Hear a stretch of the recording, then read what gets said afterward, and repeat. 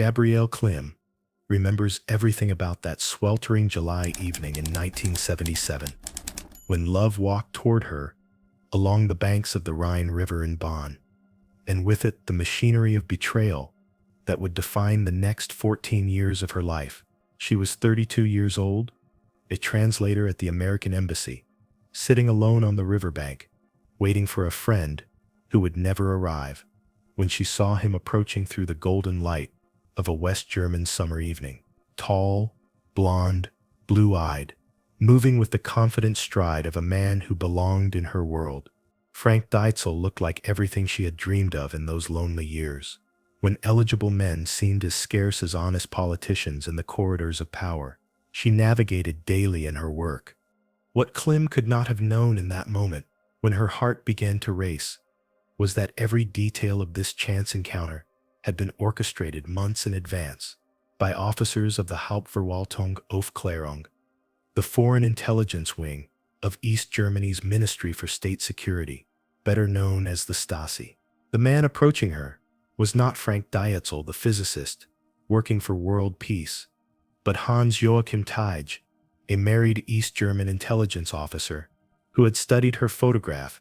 memorized her psychological profile, and learned that she had once been in love with a blonde mathematics teacher. His handlers had even discovered her favorite flowers, her political views, her vulnerabilities, and her deepest longings for companionship in a city where women outnumbered men and loneliness was a weapon that could be sharpened and aimed with surgical precision. 3 months after that evening by the Rhine, they would be engaged. For 7 years she would photograph classified documents from the American Embassy, passing them to the man she believed would one day be her husband. Only when handcuffs clicked around her wrists in 1991 would she learn that Frank Deitzel had never existed at all, that her love letters had been analyzed by Stasi psychologists for signs of weakness, and that the consumer goods they had shopped for together during their monthly meetings had been given to his real wife in East Berlin. This is the story of the Romeo spies, drawn from declassified files and public archives. A tale of love weaponized and hearts broken in service to the state,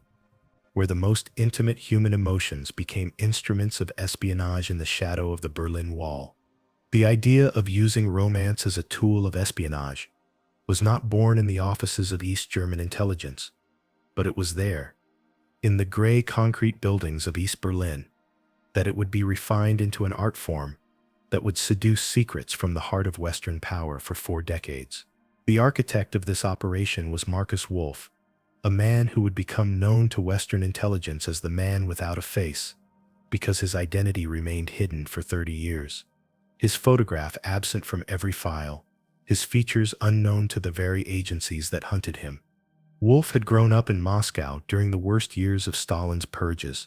where he learned that survival depended on reading people with the same skill others read books, understanding their fears and desires so completely that you could predict their actions before they themselves knew what they would do. When he returned to the ruins of Germany in 1945 at the age of 22, he brought with him this education in human nature and a revolutionary understanding that in the new world emerging from the ashes of the Third Reich, information would be more valuable than armies. The Berlin Wall, erected in a single night in August 1961, had solved one problem for the East German state, but created another. The hemorrhaging of refugees to the west had been stanched, but the wall that kept East Germans in also kept Western intelligence out, and Wolf needed a way to reach across that barrier of concrete and barbed wire into the offices and bedrooms of West Germany's political elite. The solution came to him as he studied the demographics of the young Federal Republic and realized that the war had created an extraordinary opportunity disguised as a social crisis. In West Germany, 2.5 million men had died in the war, creating a generation of women who had taken jobs traditionally held by men,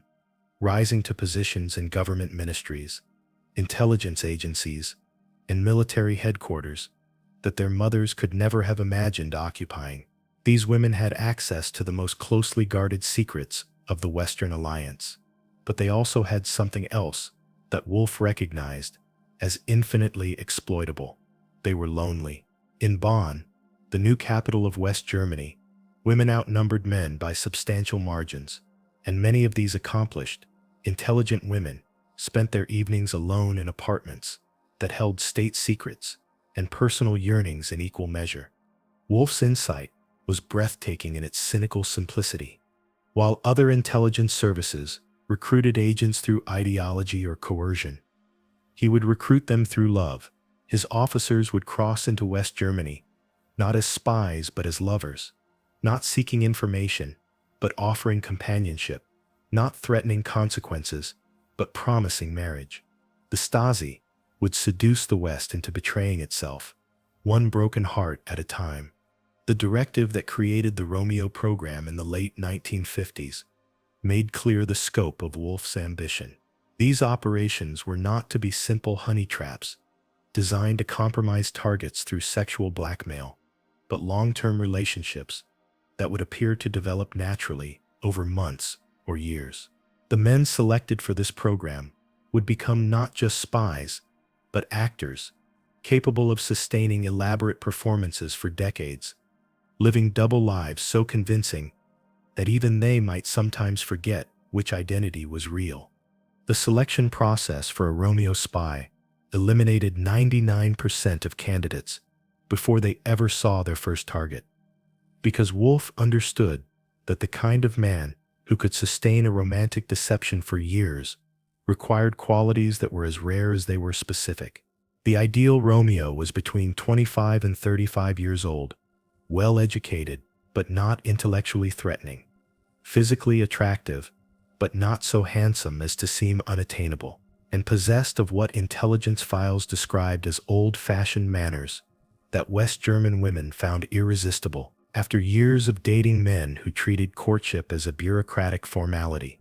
more important than physical appearance was psychological resilience, because a Romeo would spend years living a carefully constructed lie,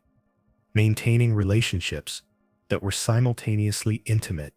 and artificial, loving women he was trained to betray. The psychological evaluation process took months and included tests designed to measure a candidate's ability to compartmentalize emotions, to feel genuine affection for someone while systematically betraying their trust, and to maintain multiple identities without suffering the kind of mental fracture that would compromise the operation. Those who passed the initial screening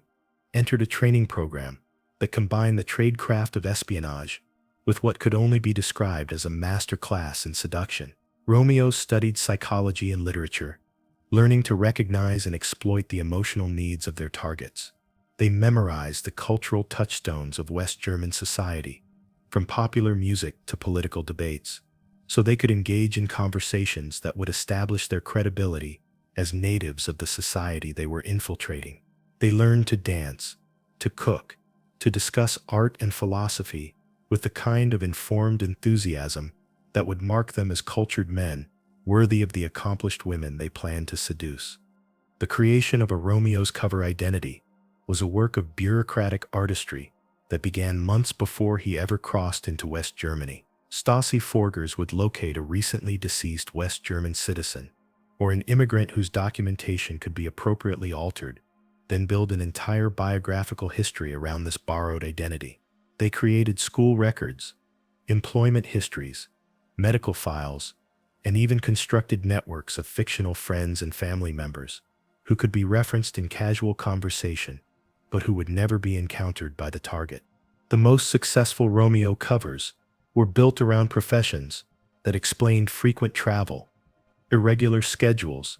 and access to interesting but not too specific information about current events. Many Romeos claimed to work for international organizations devoted to humanitarian causes or peace research, occupations that portrayed them as idealistic and well-intentioned, while explaining their vague answers about workplace details. Others posed as businessmen, dealing in commodities that required frequent trips to neutral countries, where meetings with handlers could be disguised as commercial activities. Once deployed to West Germany, a Romeo's first task was not to approach his target, but to establish himself in the community where she lived and worked, becoming a familiar face in the restaurants and cultural venues she frequented, joining organizations where they might naturally encounter each other, creating the conditions for what would appear to be a chance meeting, but which had actually been choreographed down to the smallest detail. In Gabrielle Klim's case, her Romeo spent weeks learning her schedule,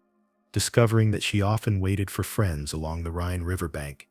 and arranging for the mutual acquaintance who was supposed to meet her that evening to cancel at the last moment. The initial approach was perhaps the most delicate phase of the entire operation, because it had to appear completely spontaneous, while actually being the culmination of months of careful preparation. Romeos were trained to read body language and vocal cues that would indicate whether their target was receptive to their advances, and they carried detailed psychological profiles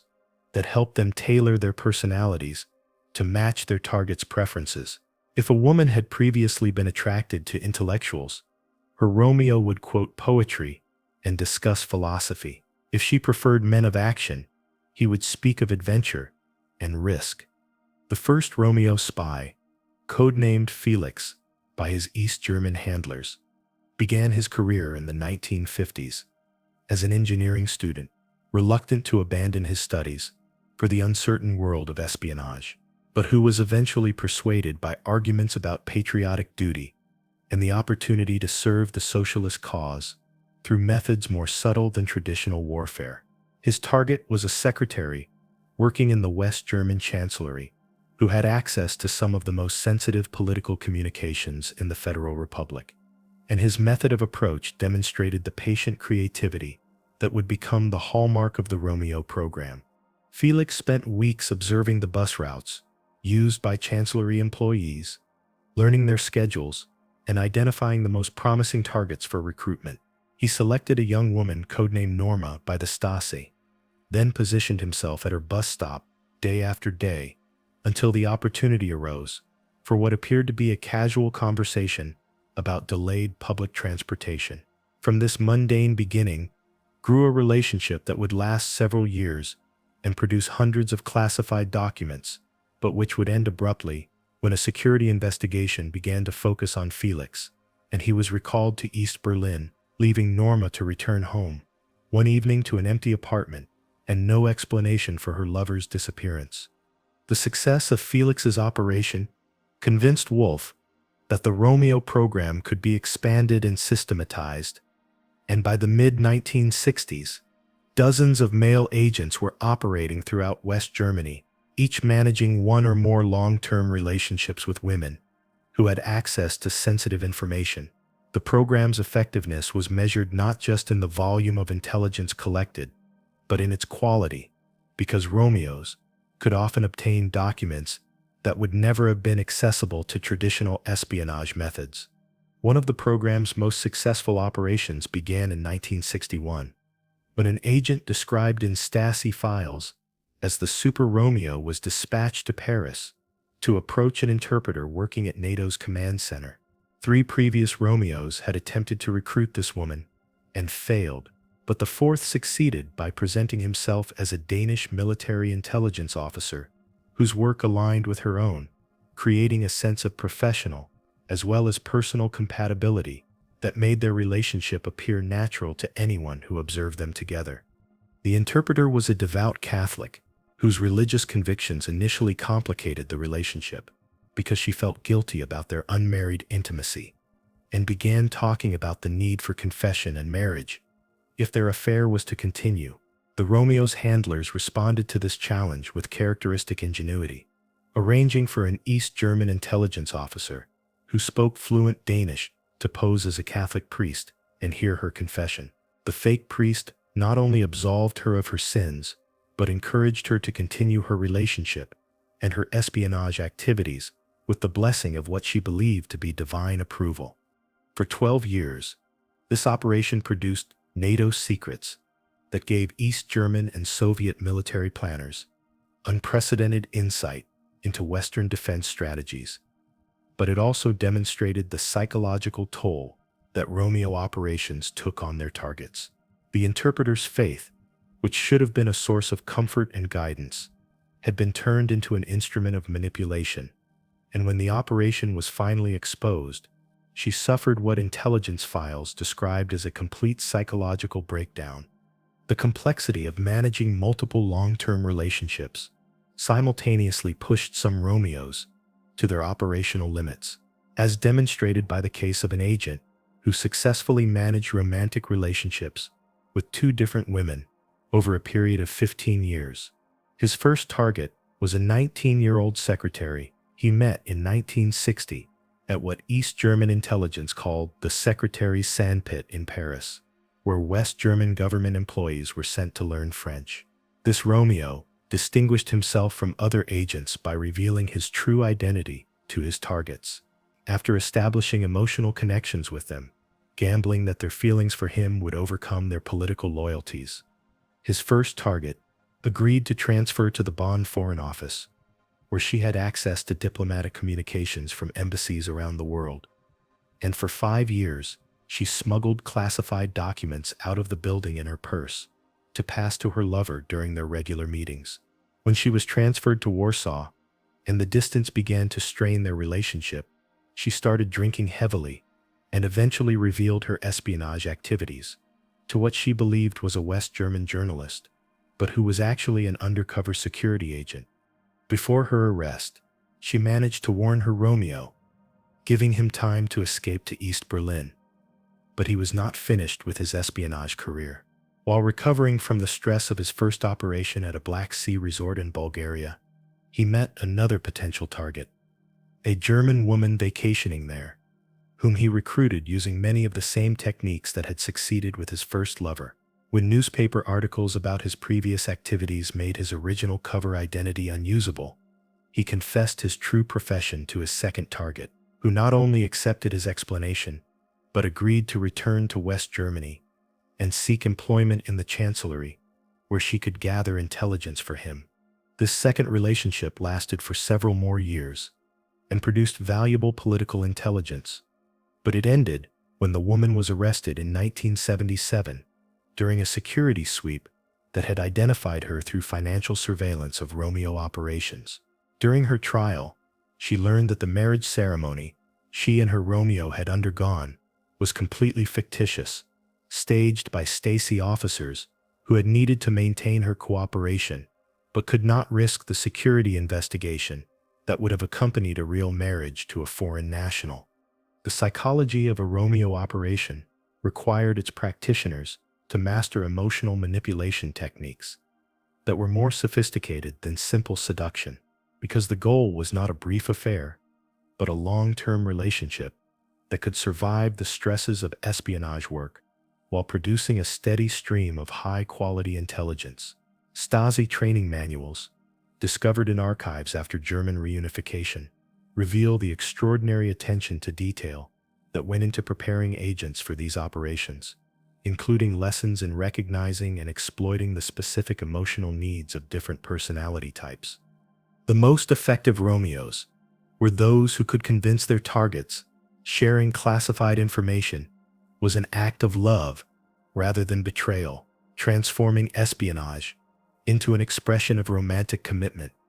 This required careful psychological preparation of the target over months or years, gradually introducing conversations about politics and international relations, expressing idealistic views about peace and cooperation between nations, and eventually suggesting that small acts of information sharing could contribute to better understanding between East and West. The timing of this progression was critical, because approaching the subject of espionage too early would frighten away the target,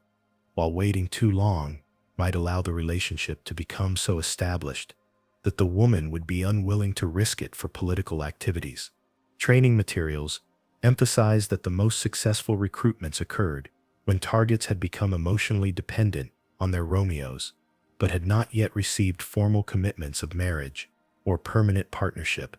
Counter-surveillance techniques were essential to Romeo operations because the relationships had to appear completely natural to any security agency that might be monitoring either party. Romeos were trained to vary their meeting patterns, to use dead drops and cutouts for passing documents when possible, and to maintain cover stories that would explain any suspicious activities that might be observed. They carried forged identification documents that would withstand casual inspection and had memorized detailed backgrounds for their assumed identities, including childhood memories and family histories that could be recounted convincingly under questioning. The most dangerous moment in any Romeo operation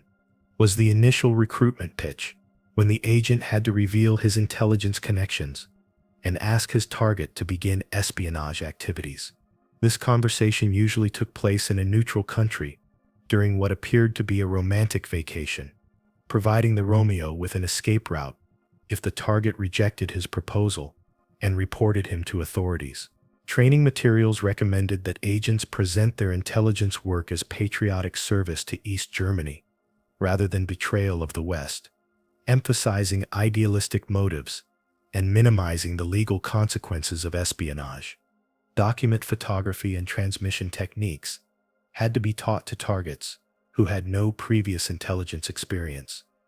and Romeos carried miniature cameras and instructions for their use disguised as personal effects. Some operations used more elaborate techniques, such as hollow containers disguised as deodorant bottles or cosmetic cases, while others relied on dead drops in public places, where documents could be left for collection by other agents. The psychological burden of maintaining romantic relationships while conducting espionage operations affected both Romeos and their targets, and Stasi psychologists monitored the mental health of agents throughout their careers. Some Romeos reported falling genuinely in love with their targets, creating emotional conflicts between their professional duties and personal feelings that required careful management by their handlers. Training emphasized the temporary nature of these operations and the ultimate loyalty that agents owed to their socialist homeland. But several cases involved Romeos who defected to the West or requested transfers to other types of intelligence work. The Romeo program represented a significant financial investment by the East German state, requiring not only the salaries and expenses of the agents themselves, but also the elaborate infrastructure needed to support their false identities and maintain their operations over periods that sometimes extended for decades. Budget documents recovered from Stasi archives indicate that a single Romeo operation could cost hundreds of thousands of marks over its lifetime, including payments to informants who provided intelligence about potential targets, forged documents and identification papers, safe houses and meeting facilities, and the sophisticated technical equipment needed for document photography and secure communications. The economic logic behind this investment reflected Wolff's understanding that traditional espionage methods were becoming increasingly difficult and expensive in the surveillance state that was emerging during the Cold War. Placing agents inside Western intelligence agencies or government ministries through conventional recruitment methods required enormous resources and carried high risks of detection, while Romeo operations could often be initiated with nothing more than a chance meeting and developed using resources that were readily available to any prosperous businessman or professional. The political economy of the Romeo program also reflected the gender dynamics of Cold War society, where women often had access to sensitive information, but were excluded from the high-level political and military positions, where recruitment efforts were traditionally focused. By targeting secretaries, translators, and administrative personnel rather than senior officials, the Stasi could often obtain the same classified documents while dealing with targets who were less security conscious and more emotionally vulnerable than their male colleagues. Financial surveillance eventually became one of the most effective counterintelligence tools used against Romeo operations, because the lifestyle that agents needed to maintain in order to attract and retain their targets required expenditures that were difficult to explain through legitimate employment. Western security agencies began monitoring unusual spending patterns, particularly among individuals who claimed to work for small international organizations but who regularly purchased expensive gifts, traveled frequently to exotic locations, and maintained apartments or houses that seemed beyond their apparent means. The logistics of maintaining false identities across multiple European countries required collaboration between East German intelligence and the security services of other Warsaw Pact nations, particularly when Romeos needed to establish meeting facilities in neutral countries or create documentary evidence of employment with international organizations. These arrangements were formalized through treaties and agreements that treated intelligence cooperation as a normal function of diplomatic relations, but which also created vulnerabilities when political relationships between socialist countries became strained.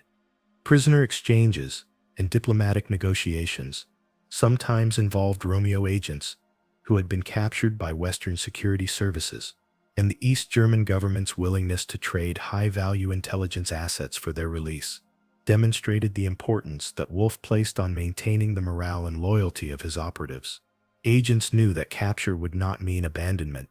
and this assurance helped sustain the program even as Western counterintelligence efforts became more sophisticated and effective.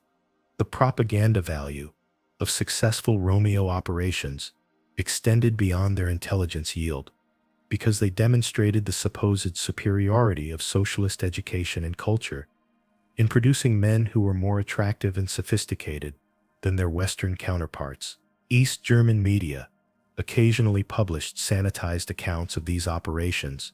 that portrayed Romeos as idealistic patriots who had won the hearts of Western women through their superior moral character and intellectual achievements. The beginning of the end for the Romeo program came not from improved Western counterintelligence,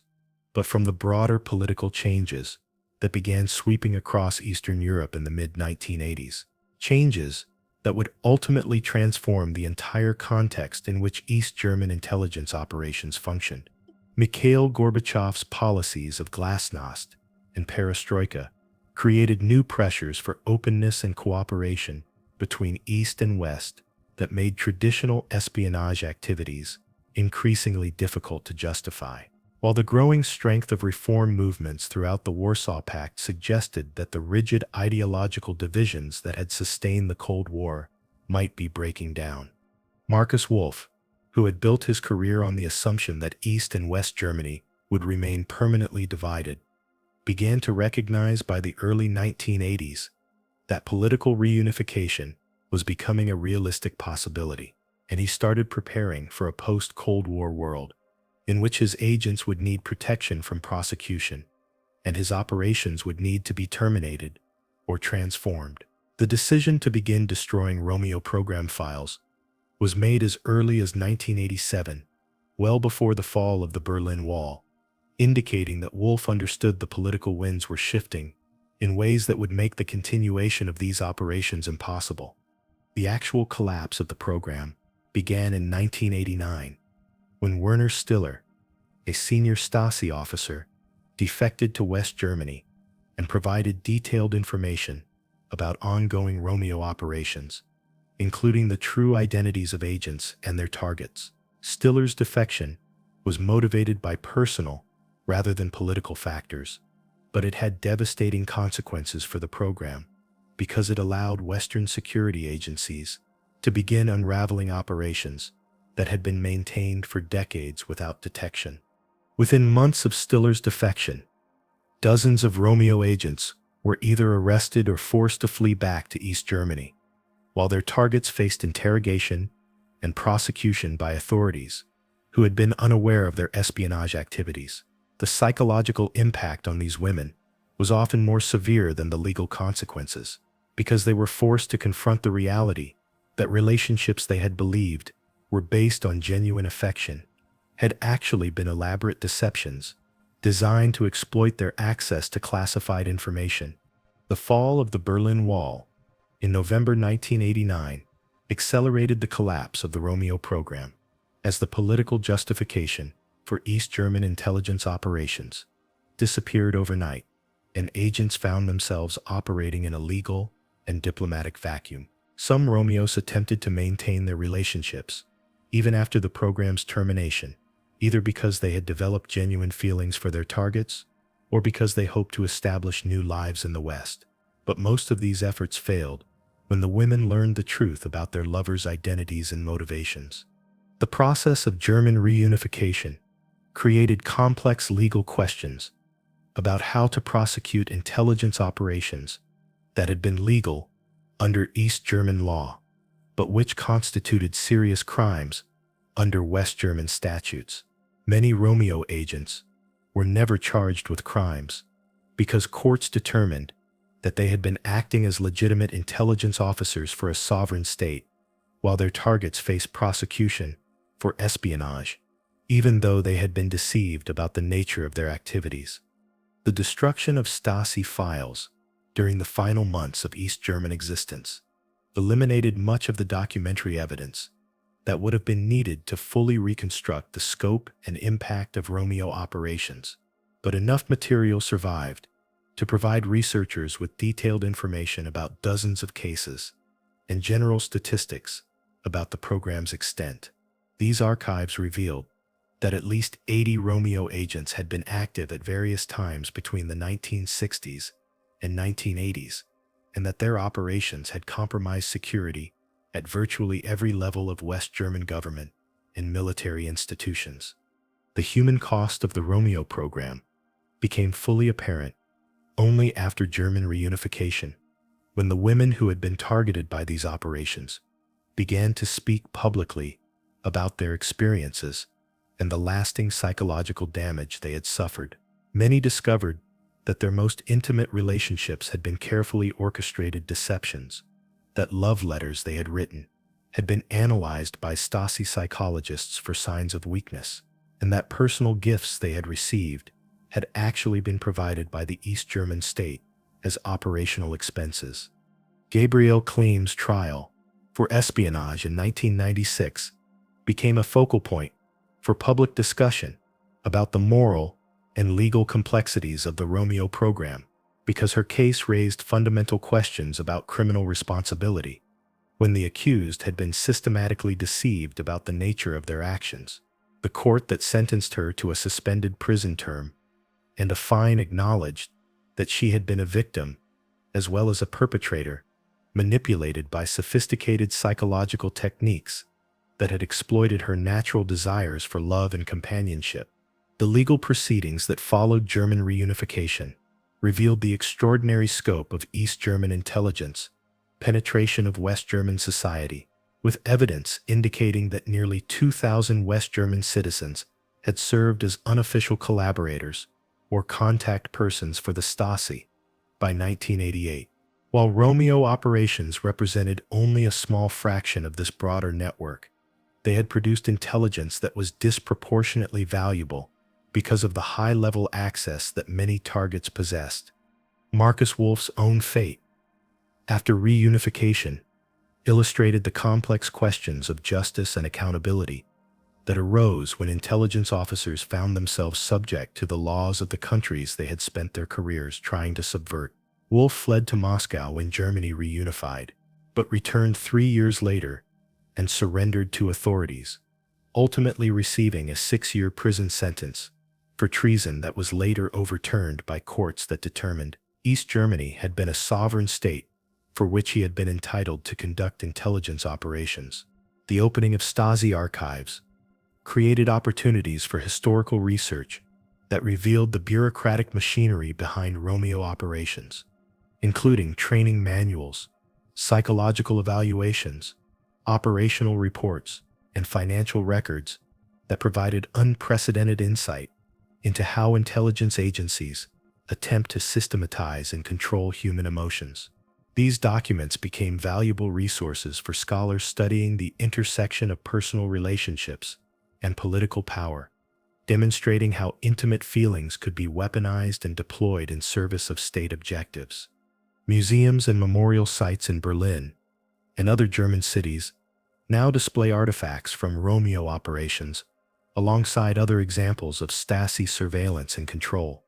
helping visitors understand how the East German state attempted to penetrate and manipulate every aspect of human experience, from political beliefs to romantic attachments. These exhibits serve as reminders of the psychological dimensions of totalitarian control and the importance of protecting personal privacy and emotional autonomy from state interference. The psychological treatment of Romeo program victims became a specialized field within post-reunification Germany, as therapists developed techniques for helping people process the trauma of discovering that their most important relationships had been based on systematic deception. Many victims required years of counseling to rebuild their capacity for trust and intimacy,